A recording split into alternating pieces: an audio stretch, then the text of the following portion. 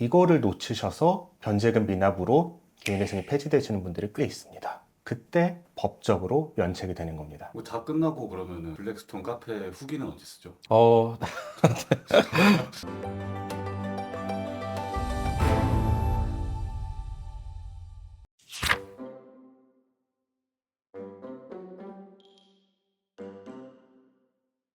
이 영상을 보고 네. 개인회생을 한번 알아봐야겠다, 그래서 해야겠다라고 마음을 먹으면 그 다음부터 이제 어떤 일들이 펼쳐지는 거죠? 보통 우리가 개인회생 절차라고 많이 얘기를 하는데, 예를 들어 볼게요. 우리가 학교에 가면은 입학을 하고 그 다음에 뭐 방학도 있고 뭐 중간고사, 기말고사도 보고 학기를 마치고 나중에 졸업도 하잖아요. 그런 과정이 있는데, 개인회생에 있어서도 마치 입학처럼 시작하는 단계가 있어요. 그 시작하는 단계를 우리가 신청서를 접수한다고 얘기를 해요. 신청서를 접수하면은 그때부터 개인회생 절차는 시작이 된다고 말을 할 수 있는 거고요.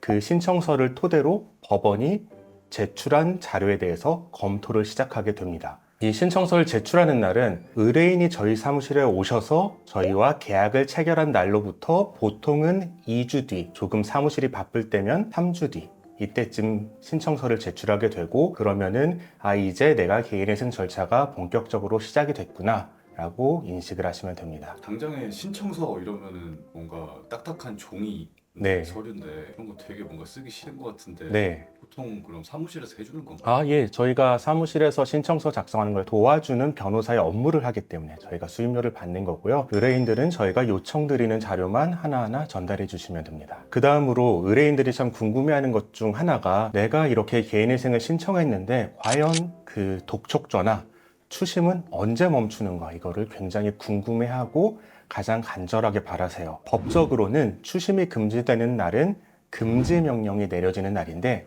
이 금지 명령이라는 게 언제 내려지냐면 신청서를 제출하면 보통은 2, 3일 뒤에 내려집니다. 하지만 금지 명령이 내려졌다고 해서 바로 추심이 금지되는 건 아니고요. 금지 명령이 내려진 다음에 이 금지 명령이 법원을 통해서 채권자한테 우편물로 송달이 됩니다. 이 송달 과정까지 보통 일주일이 걸리기 때문에 신청서를 접수한 때로부터 일주일에서 열흘 뒤면은 추심이 모두 금지된다, 이렇게 생각하시면 돼요. 보통은 신청서 접수까지가 저희와 계약을 한 때로부터 2주에서 3주가 걸리기 때문에 저희와 계약을 한 때로부터 추심이 금지되는 데까지는 3주에서 4주 정도. 이렇게 되면 추심이 완전히 금지가 되고요. 제가 여기서 완전히 금지된다는 말을 드린 이유가, 이렇게 금지 명령이 내려지지 않더라도 개인회생 신청을 하고 있다는 사실만으로 추심을 멈추는 업체들이 다수가 있어요. 그런 업체들은 금지명령 전에도 추심을 멈출 수 있기 때문에 금지명령 때는 완전히 멈춘다고 설명을 드렸습니다. 그런 업체들은 뭐죠? 되게 착한 업체인가요? 보통 대부분의 1금융권은 그러고요.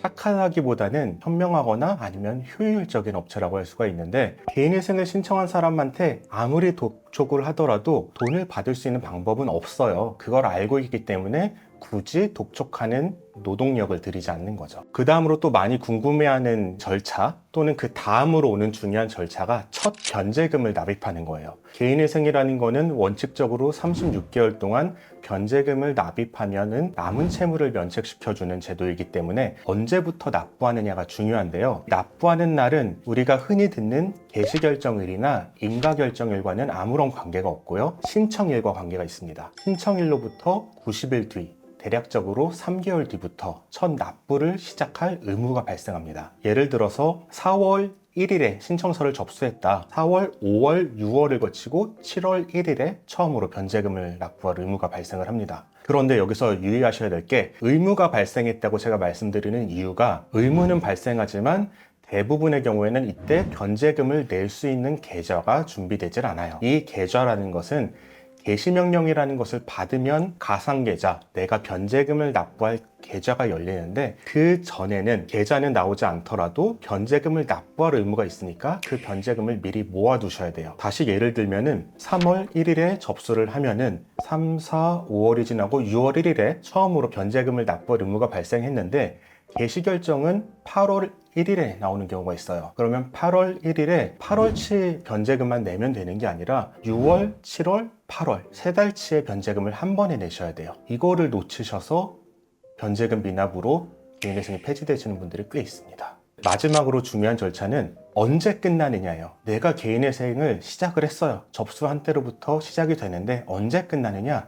접수한 때로부터 따지느냐? 그건 아니고요. 처음 변제금을 납부한 때로부터 따집니다. 처음 변제금을 신청일로부터 90일 뒤에 처음 변제금을 납부한다고 했으니까 그로부터 36개월 뒤에는 36개월치 변제금을 모두 납부했겠죠. 그때 개인회생 절차가 마무리가 되고요. 그 즈음에 면책 결정까지 내려지게 됩니다. 제가 그 즈음이라고 말씀드린 게 마지막 납부를 한 다음에 채무자가 면책 신청서를 제출을 해야 돼요. 그걸 보고 법원이 대략적으로 일주일에서 열흘 이내에 면책 결정을 내려줘요. 그때 법적으로 면책이 되는 겁니다. 뭐 다 끝나고 그러면은 블랙스톤 카페 후기는 언제 쓰죠?